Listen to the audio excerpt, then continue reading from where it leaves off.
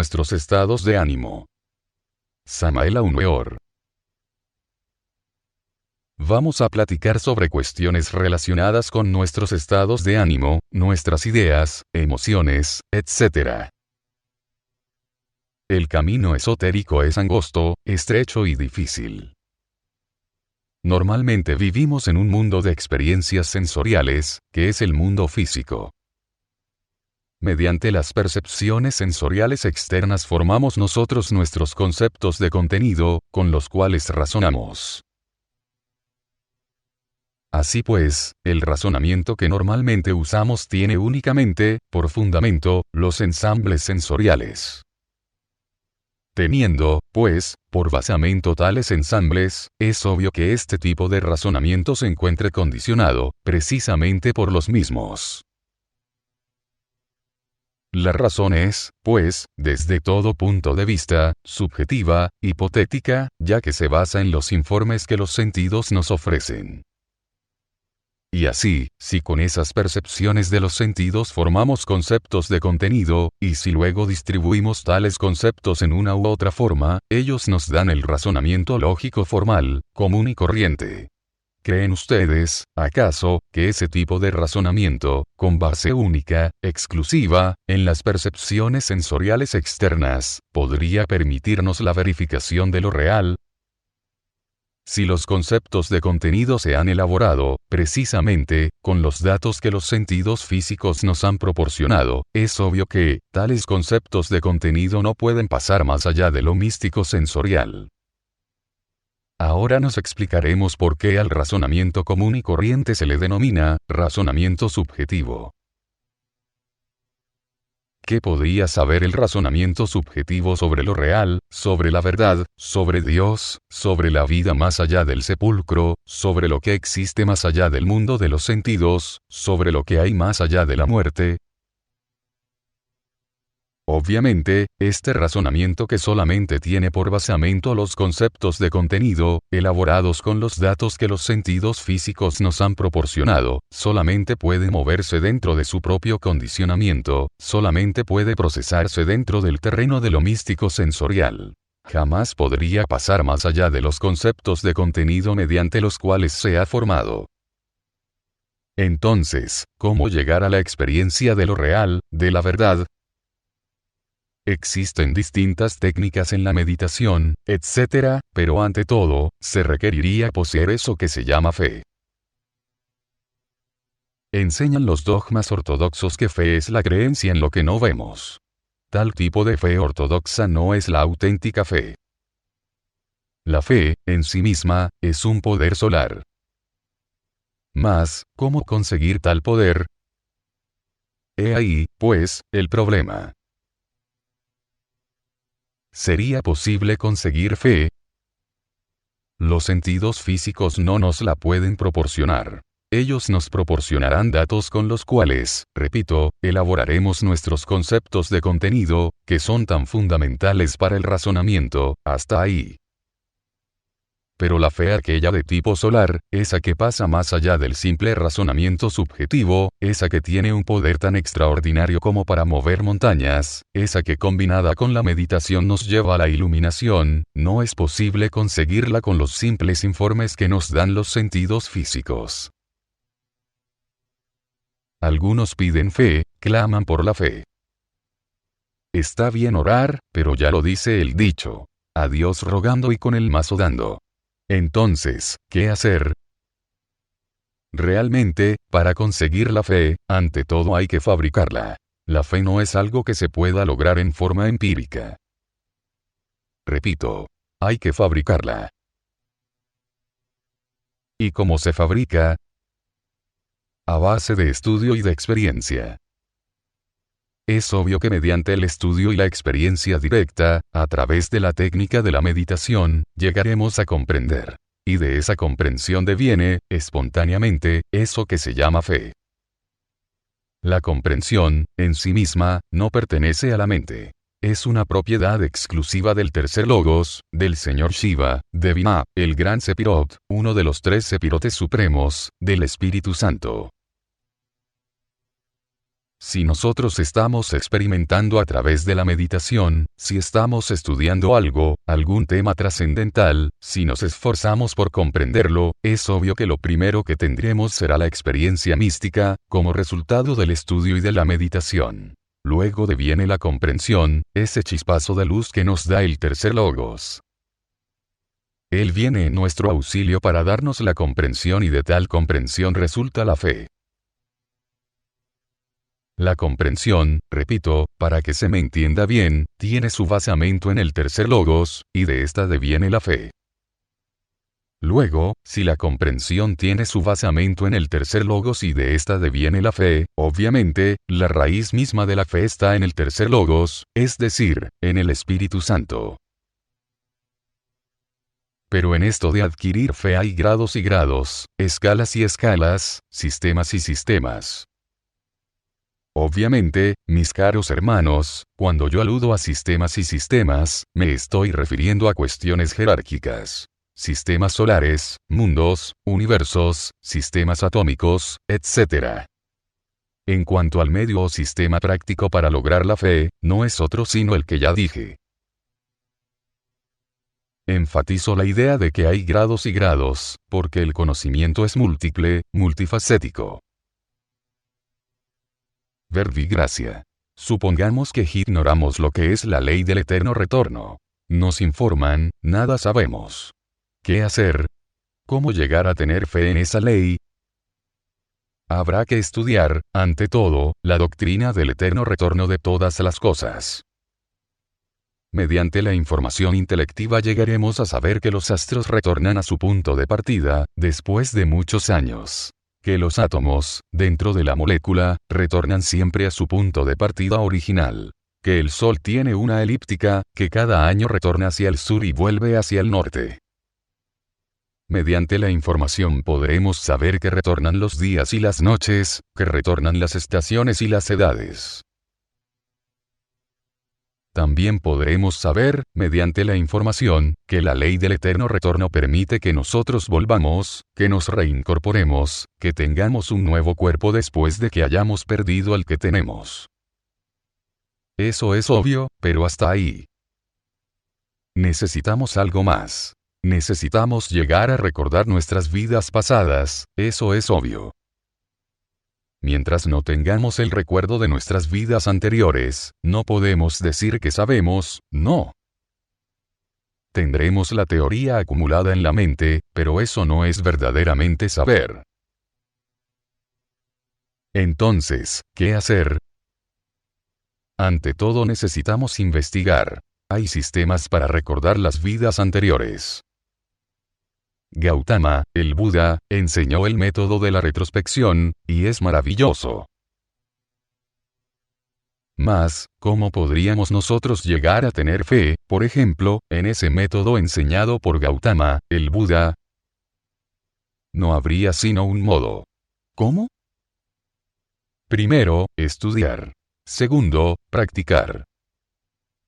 Del estudio y de la práctica deviene la comprensión. Luego, como resultado, surge la fe. Y ya con fe, practicaremos con pleno éxito el ejercicio retrospectivo. El tal ejercicio es fácil, sencillo. Empieza uno, pues, acostado en su cama, con el cuerpo relajado. Debe recordar, concentrarse en los últimos acontecimientos del día, en los penúltimos, en los trasantepenúltimos. Y así, en forma retrospectiva, recordar, revivir todos los incidentes del día. Luego proseguiremos con los incidentes del día anterior, también en forma retrospectiva. Luego continuaremos tratando de recordar lo que hicimos en el día tras anterior. Y así, con ese proceso, trataremos de recordar los últimos 15 días de nuestra vida, los penúltimos 15 días, todo lo que hicimos en el mes pasado y en el antepasado, y lo que hicimos en un año y en 10 y en 20 años. Nos esforzaremos por recordar todos los acontecimientos de la vida, en forma siempre retrospectiva. Al llegar a los primeros 5 años de la infancia, viene el problema. ¿Cómo hacer para recordar las ocurrencias de la vida cuando teníamos 4 años, 3, 2, 1? ¿De qué manera? No nos queda más que combinar la meditación con el sueño. En instantes en que nos sintamos predispuestos al sueño, practicaremos el ejercicio, tratando de recordar minuciosamente todos los incidentes de nuestra vida, cuando teníamos 4 años, 3, 2, 1. Surgirán los recuerdos, así, en forma de relámpago, de destellos, etc. Esos primeros relámpagos, recuerdos de los primeros años de la infancia, resultado, primero, de haber conocido la práctica, el estudio. Segundo, de haber practicado el ejercicio retrospectivo. Esos recuerdos o esos destellos, esas visiones, dijéramos, de tipo relampagueante, nos darán la fe en el ejercicio, una fe de tipo solar. Y cuanto más recordemos las ocurrencias de los primeros años de la infancia, la fe aumentará. Y cuando hayamos recordado la totalidad de nuestra vida, hasta el instante mismo del nacimiento, entonces podemos dar el salto al último momento de la vida anterior. Si llegamos a recordarlo, si llegamos a vernos rodeados de nuestros familiares en el último instante, entonces la fe se avivará, será aún más grande.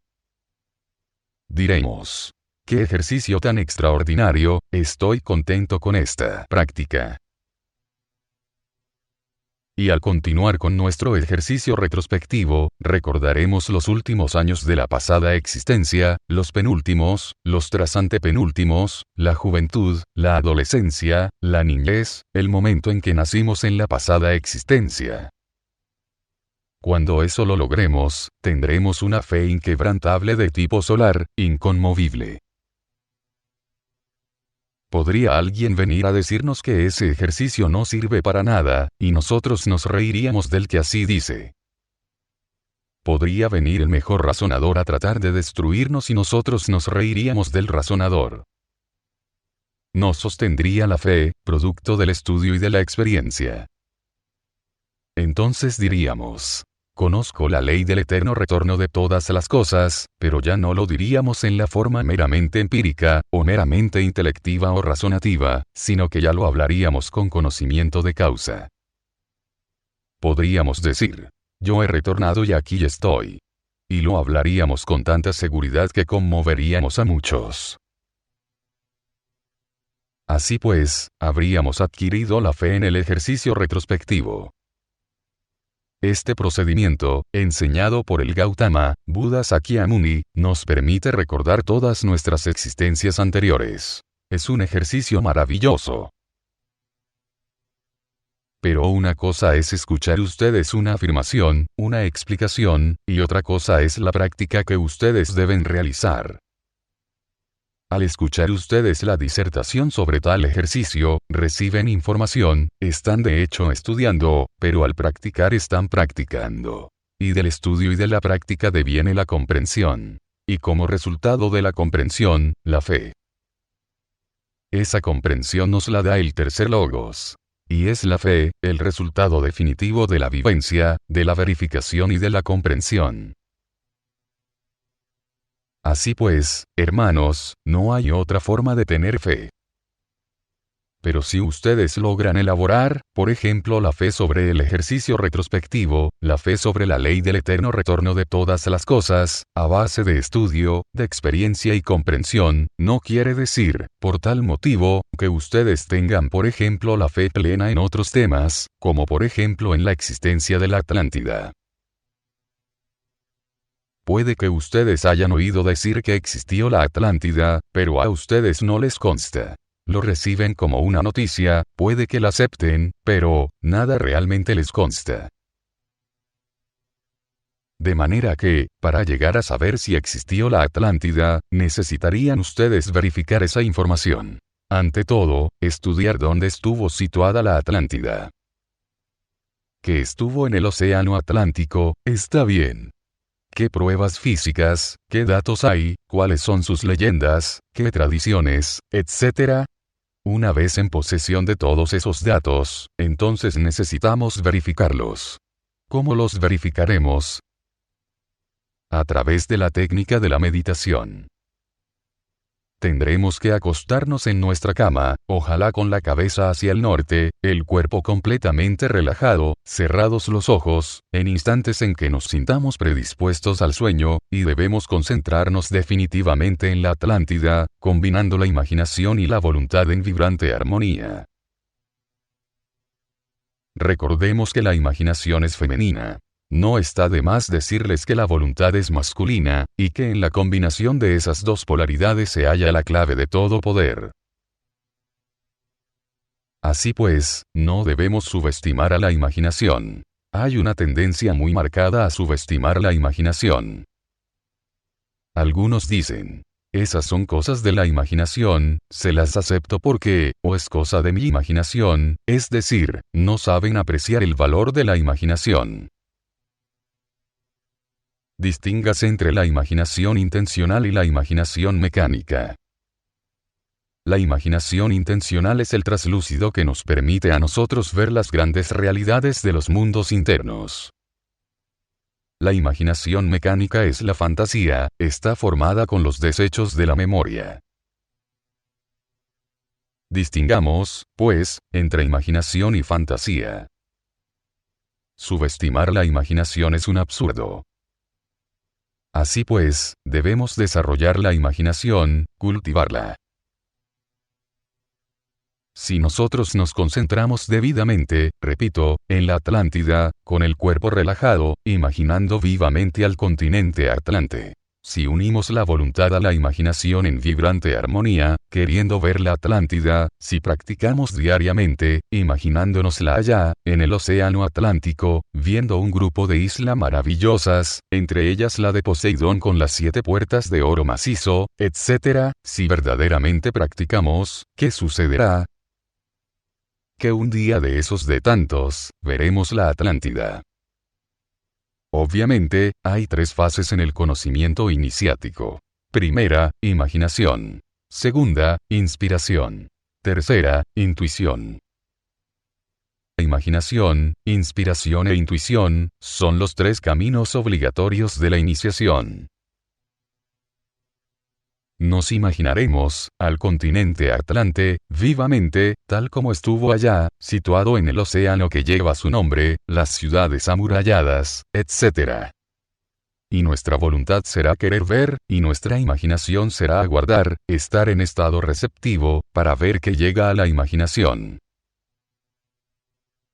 Un día, de esos tantos, comenzarán destellos de la Atlántida a llegar a la imaginación, y serán cada vez más vivas las imágenes de ese viejo continente. Veremos sus habitantes, sus ciudades, y si somos tenaces en el ejercicio, llegará el día en que podremos ver, perfectamente, el continente Atlante, totalmente. Esos destellos nos darán fe, pero esa fe aumentará cuando pasemos al segundo aspecto que se llama, inspiración.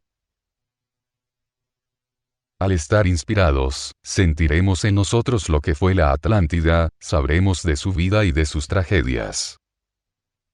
Un tercer grado nos llevará a la intuición.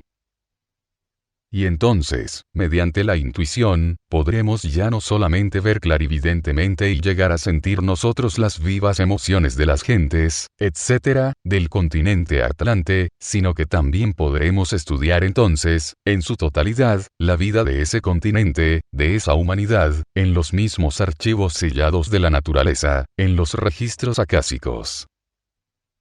Cuando eso sea, tendremos mucha más fe. Entonces vemos cómo la fe es susceptible de desarrollo. Alguien puede tener fe en algo, y no tenerla, en otra cosa. Quien quiera tener fe en todo, tendrá que estudiar profundamente y experimentar, y luego, como resultado del estudio y de la experiencia directa, deviene la comprensión. Y como secuencia o corolario de tal comprensión, resulta la fe que, como ya les dije a ustedes, obviamente tiene sus raíces en el mismo tercer logos. Así es como se va desarrollando la fe, a base de estudio y de experiencia. Hasta aquí mis palabras. Si alguien tiene algo que preguntar, puede hacerlo con la más entera libertad. Estudiante. Maestro, ¿la fe se puede convertir en un hábito? Maestro. Indubitablemente, la fe no es algo que pueda convertirse en hábito. No. Nuestros hábitos, que al fin y al cabo tenemos que estudiar, pertenecen al centro motor o centro del movimiento. Por lo común son, dijéramos, mecanicistas en un 100%. Si uno quiere hacerse consciente de las actividades del centro motor, debe estudiar sus hábitos. Y es necesario estudiarlos para conocerlos mejor, porque tenemos muchos hábitos que nosotros mismos no los conocemos.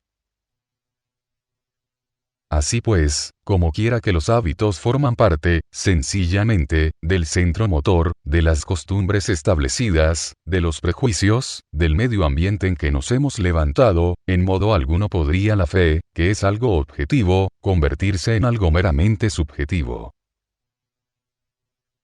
Así pues, ante todo, la fe no puede convertirse en hábito jamás.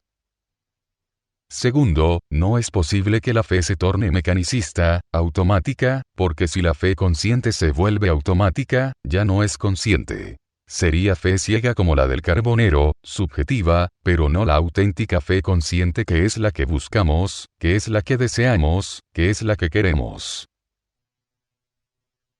Para poder llegar a tener la fe consciente, se necesita estar alertas, como el vigía en época de guerra. No caer jamás en el mecanicismo de la existencia, en el hábito, en la costumbre, en lo atávico, arcaico. La fe consciente únicamente se puede elaborar o fabricar, ya lo dije, a base de estudio y de experiencia directa. De allí deviene la comprensión que nos da el Logos, y como resultado último la fe, que es obvio que tiene sus raíces en el Logos. Así, pues, la fe consciente se desenvuelve de instante en instante, de momento en momento. Podría suceder que tú estuvieses cargado de fe y sin embargo dudaras de que una molécula de cobre, en los átomos, por ejemplo, tengan un centro de gravitación muy especial. Que tal molécula sirva, dijéramos, como centro de gravedad para que allí las fuerzas cósmicas evolucionen e involucionen. Podrías tú decir, está buena la teoría pero a mí no me consta. Y, sin embargo, estar irradiando fe, pero en ese detalle no tenerla en un momento dado. Entonces necesitarías tú estudiar la constitución de esa molécula de cobre. Pero estudiarla detenidamente, desde el punto de vista físico y, luego, estudiarla a través de la meditación. Acostado en tu cama, con el cuerpo relajado, imaginar a la molécula vivamente, queriendo verla, es decir, unir la imaginación, que es femenina, con la voluntad, que es masculina, tratando de descubrir la vida de esa molécula. En un momento dado, con la inspiración, el día menos pensado, llegas a ver cómo las fuerzas cósmicas gravitan en esa molécula, evolucionando e involucionando. Resultado: que aumentaría tu fe, tendrías una nueva fe consciente en algo que tú no habías tenido fe, aunque tuvieras fe en muchísimas otras cosas. Pero más tarde podría darse el caso de que tú dijeras: hombre, los vegetales son maravillosos, pero hay plantas que curan y plantas que matan. Yo no puedo creer, dirías tú, que una planta que mata pueda tener un elemental inocente y puro. ¿Cómo va a ser posible eso? Te surgiría la duda, pues. Si mata, ¿cómo va a ser inocente el elemental? Dirías. Inocente será el de una planta que no mata, pero, una que mata. Entonces no tendrías, tú, fe en esa planta. Necesitarías investigarla, concentrarte, dijéramos, en la cicuta, por ejemplo, y meditar en ella. Con la imaginación ver la planta, ver sus raíces dentro del interior de la tierra, sus hojas, sus ramas. Luego tratar, con tu imaginación, de aprender, de ver el elemental de aquella planta. Un día de esos tantos puede darse el caso de que, cuanto menos lo pienses, se presenta el elemental ante ti, aquel niño inocente, todos son inocentes. Él no tiene la culpa de que ese veneno la gente lo pueda utilizar para el mal. Es una planta como cualquier otra y eso es todo. entonces tú, en ese momento dirás: ah, sí tengo fe. El elemental de esa planta es inocente, ahora sí creo que es inocente, tengo fe. Entonces, asoma otra faceta de la fe. Y si pensamos que el conocimiento es infinito, que la sabiduría cósmica no tiene límites ni orillas, entonces tenemos que pensar que la fe también se va desenvolviendo en forma infinita, eso es obvio, y de instante en instante, y de momento en momento.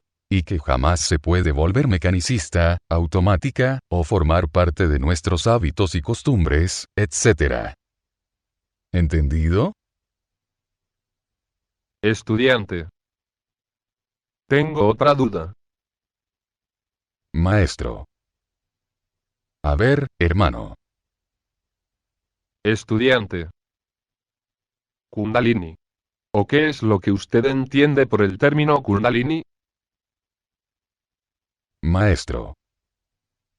Bueno, el término Kundalini está compuesto por dos palabras. Kunda, que nos recuerda al abominable órgano kundartiguador, la cola aquella con la que se representa al Satán bíblico, y Lini, es una palabra atlante que quiere decir fin. Cuando uno hace subir el fuego sagrado por la espina dorsal, se le pone fin a las malas consecuencias del abominable órgano kundartiguador. Con ese fuego puede uno destruir esas malas consecuencias que en su conjunto constituye el mí mismo, el sí mismo. Así pues, Kundalini y Kundartiguador son importantes. Kundalini, serpiente subiendo. Kundartiguador, serpiente bajando. ¿Entendido? ¿Hay alguna otra palabra? A ver, pregunte, hermano. Estudiante. Yo quiero preguntar con respecto al método que nos habla usted de la retrospección, en las fases de la imaginación, inspiración e intuición, ¿cómo sería, por ejemplo, cuando lo utilizamos para meditar sobre la Atlántida? Yo pregunto, si a través de ese método recibimos información directamente del lugar y de las condiciones en que se encuentra actualmente la Atlántida, o la información que uno recibe deviene de los almacenes de los registros acásicos. Maestro. Indudablemente que necesita uno, primero, información intelectual. Saber dónde estuvo ese continente. Hoy en día, hay hasta mapas sobre la Atlántida. Luego pasa uno al trabajo, a través de la meditación. Acostado en su cama, sus brazos y sus piernas relajados, imaginará vivamente a la Atlántida. Pondrá su imaginación en condición receptiva, en condición reflectiva. Un símil. Por ejemplo, el espejo. En el espejo puede reflejarse el cielo estrellado. Así también, la imaginación es un espejo en el cual pueden muy bien reflejarse las maravillas de la naturaleza, incluyendo a la Atlántida. Pero hay, ante todo, que concentrar la atención en la Atlántida. Entonces, con la imaginación abierta, en actitud receptiva, puede llegar el día en que percibas ese continente. Él está en los archivos acásicos, pero puede reflejarse en la imaginación, como en un espejo, y entonces de allí viene el conocimiento directo. Mas hay que saber combinar poderes. He dicho que la imaginación es femenina, he afirmado que la voluntad es masculina, y que en la unión de ambos poderes o de ambas facultades, se halla la clave de todo poder. Ahora, el primer aspecto de la iniciación es la imaginación, después sigue la inspiración y por último la intuición. Un primer chispazo sería ver con la imaginación. Realmente, que se refleje de la Atlántida en nuestra imaginación. Sus ciudades, sus pueblos, sus aldeas, etc. Un impulso más elevado nos llevaría a la inspiración, a sentir en nosotros cómo se desenvolvió la vida en ese continente. Ya no serían figuras frías, ya sentiríamos las alegrías y las tristezas, y todo el modo de vida de la Atlántida. Pero el tercer aspecto sería el más elevado. El de la intuición, porque con la intuición ya penetraríamos en un mundo totalmente espiritual, en un mundo causal, y entonces tendríamos a nuestra disposición los archivos acásicos de la naturaleza. En tales archivos podríamos estudiar, directamente, todas las historias de la Atlántida. Y así es como han procedido siempre los grandes maestros. Eso es todo. Estudiante.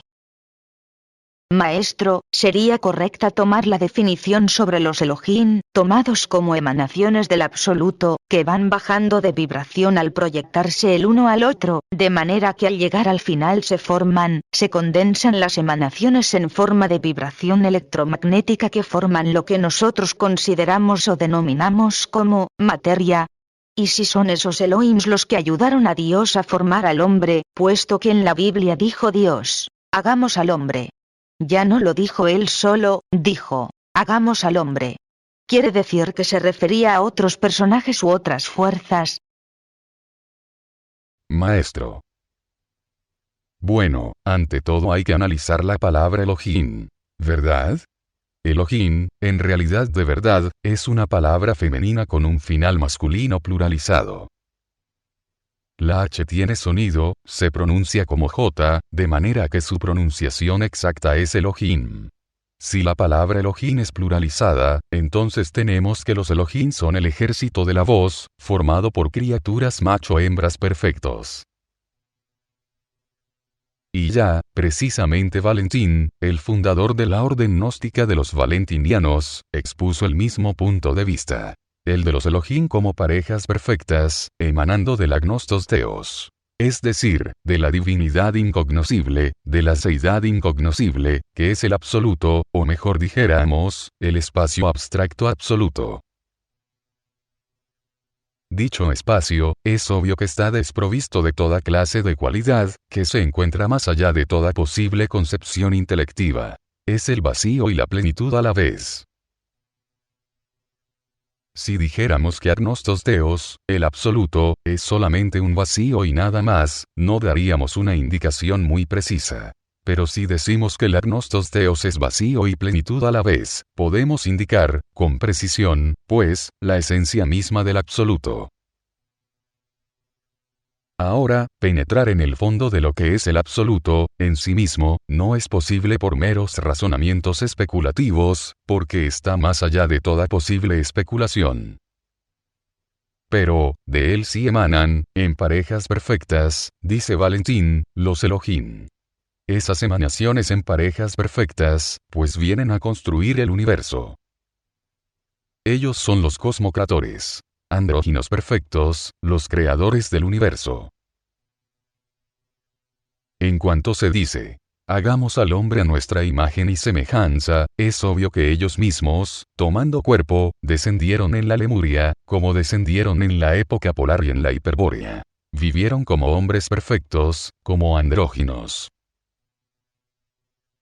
En la época polar, simplemente andróginos que se reproducían mediante el acto sexual fisíparo. En la época hiperbórea como andróginos que se reproducían mediante el sistema de brotación, y en la época lemúrica, como hermafroditas que se reproducían con el sistema de gemación. Es decir, el hombre mismo hecho a imagen y semejanza de ellos, pues en el fondo ellos mismos eran ese hombre. Que se retiraron después del panorama del universo, es verdad. Dejaron, pues, estas formas de materias descartadas, inútiles ya para ellos, divididas en sexos opuestos, a los elementales superiores provenientes del reino animal. Así pues, esta humanidad, estos bípedos tricerebrados o tricentrados, propiamente dichos, fueron los elementales animales superiores que ocuparon los vehículos o las formas descartadas de los Elohim. Ellos se fueron, pero dejaron los cuerpos, ya divididos en sexos opuestos, para que los elementales superiores los ocuparan, y los fueron ocupando. Y conforme los elementales superiores los iban ocupando, ellos se fueron alejando, hasta que se fueron. Que algunos Elohim se cayeron, es verdad. Y esa es la rebelión angélica. No todos se cayeron. Pero muchos sí se cayeron. Y eso está escrito en todas las mitologías. La rebelión de los ángeles, la caída, eso forma parte, pues, de todas las viejas religiones de la antigüedad. Así pues, el hombre hermafrodita perfecto, fue hecho a imagen y semejanza de los Elohim. Ahora, colocándonos ya en un aspecto de orden superior, el Génesis forma parte de la alquimia. Si bien es cierto que mediante el Génesis se desenvolvió y desarrolló todo el panorama del universo, también es cierto que el alquimista tiene que trabajar con ese mismo Génesis, y volver a quedar hecho a imagen y semejanza de los Elohim, en el instante en que se llegue al sexto día de la creación. Uno queda a imagen y semejanza de los Elohim cuando ha sido tragado por la serpiente. Y, cuando a su vez, ésta ha sido devorada por el águila. Cuando uno se ha convertido en un Quetzalcóatl, en un mismo macho o hembra, entonces queda hecho un Elohim otra vez. Hecho un hombre perfecto que ha quedado a imagen y semejanza de ellos y ellas. Es ellos mismos, el ella, Dios y diosa a la vez. ¿Hay alguna otra pregunta, hermano? Puede preguntar, hermana. Estudiante. Leyendo a la Cábala mística, de Dion Fortune, en uno de los capítulos, dice que los Elohim se forman de la unión de Chokmah y Binah. Yo quisiera preguntarle, maestro, ¿qué hay de verdad en eso? Maestro. Pues, no estamos de acuerdo, porque él, mejor dicho, este Dion Fortune cree, precisamente, que así se forman, pero no se forman así. Téngase en cuenta que Binah está representado en la India por el señor Shiva, el tercer logos. Que el señor Shiva tiene dos esposas en el Indostán, eso es un hecho. Una de ellas, ya dije, es Durga y la otra es Kali. Pero bien, pensemos en Durga solamente, en su esposa, en su madre divina Kundalini, en nuestra madre divina Kundalini. Binah, lo vemos ahí como Jaquín y Boaz. Él solo es masculino y femenino a la vez. El Elohim es eso. Masculino y femenino a la vez. En cuanto a Chokmah, Chokmah puede habitar dentro de un Elohim, si lo encarna un Elohim. Y el Padre puede tragarse a Chokmah y Elohim también. En esa forma nos convertimos en seres terriblemente divinos. ¿Hay alguna otra pregunta, hermano? Habla a ver. Estudiante. Para fabricar fe es necesario estudiar. Debemos de trabajar con nuestra Divina Madre y debemos practicar el Sahaja Maituna. Bueno, la confusión consiste en esto. En su libro, habla usted en un pasaje, menciona usted a Bruto. ¿Alguna relación? Dice que practicó el Sahaja Maituna y a pesar de eso fracasará. Con lo cual pienso yo, que no podrá lograrlo. Entonces, yo pregunto, si nosotros... ¿Cómo puedo saber? Si nuestra madre Kundalini no perdona faltas como son la traición, el adulterio, la lujuria, ¿verdad? Y todo eso, ¿cómo podemos nosotros desarrollar esa conciencia, sin saber qué es lo que hicimos en vidas anteriores, para poder fabricar la fe, si ya arrastramos varias faltas anteriores que no nos van a ser perdonadas, y que nos van a impedir que logremos fabricar esa fe? Sobre todo, y viendo lo último que usted señala ahora, para hacer un análisis retrospectivo de... Maestro. Bueno, con el mayor gusto daré respuesta a tu pregunta. Ante todo, para que haya, dijéramos, un perdón, para que exista un perdón, es necesario que haya alguien que pida ese perdón, alguien que esté arrepentido. ¿Cómo podría darse un perdón a alguien que no se ha arrepentido? ¿Sería justo perdonar a quien no se arrepiente de un delito? Pero si el que cometió el delito se arrepiente y pide perdón sinceramente, puede ser perdonado, ¿verdad? Pero si no se arrepiente ni pide perdón, si está contento con el delito, ¿acaso se le podría o se le debería, realmente, dar un perdón que él no ha pedido, y que no lo desea y no lo quiere? A nadie se le puede dar lo que no quiere. Aún más. No podríamos llevar a nadie al cielo a la brava, a la fuerza, si ese no quiere. No podríamos enseñarle la gnosis a otro si ese otro no la acepta. No podríamos brindarle un refresco a una persona si la persona no lo quiere. Podemos brindárselo, pero si no lo quiere, ¿cómo se lo podemos hacer beber a la fuerza? Ese es el caso de Bruto, ¿cierto? Bruto traicionó al gurú, y no solamente lo traicionó, sino que jamás se arrepintió de la traición. Nunca pidió perdón, jamás deseó perdón. ¿Por qué habría de dársele perdón a alguien que no pidió perdón? ¿Por qué se habría de perdonar a alguien que no se ha arrepentido de un delito? Si Bruto entrara a trabajar en la novena esfera continuando con el delito de traición, ¿la Madre Divina Kundalini podría acaso recompensarle la traición? Yo estoy seguro que la Madre Divina Kundalini no recompensa delitos. Puede perdonarlos si hay arrepentimiento, pero ella no se convertiría en cómplice del delito. Si la Madre Divina perdonara delitos sin que el sujeto se arrepintiese de los mismos, sin que él suplicara el perdón, entonces ella, obviamente, se convertiría en cómplice del delito, sería delincuente también, y no me parece que Dios Madre pueda convertirse en cómplice del delito, en delincuente. Sí, porque el sujeto entró a trabajar en la novena esfera, ya por eso la Madre Divina, forzosamente, habría de darle un perdón, por un delito del cual él jamás se arrepintió, pues no. Porque el ascenso del fuego sagrado, el ascenso de la serpiente por la espina dorsal, está controlado por los méritos del corazón. Los fuegos del cardias controlan a los fuegos espinales, eso lo sabe cualquiera que haya estudiado anatomía oculta. De lo contrario, nuestra Madre Divina se convertiría en cómplice del delito. Yo conozco un caso, cuyo nombre no menciono. Es el de una dama, que no viene ahora a colación nombrarla, que tiene 2 maridos, y con ambos practica magia sexual, y ella piensa que va muy bien.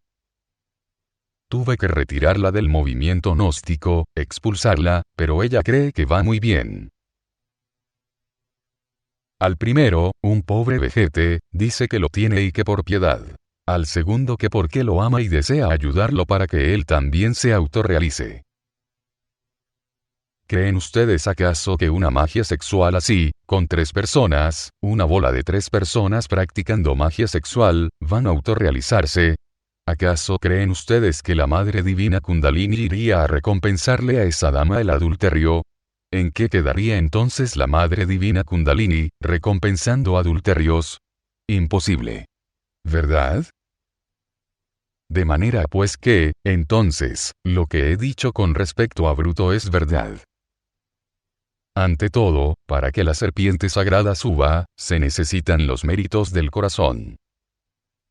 Cada una de las 33 vértebras de la espina dorsal corresponde a una virtud o virtudes.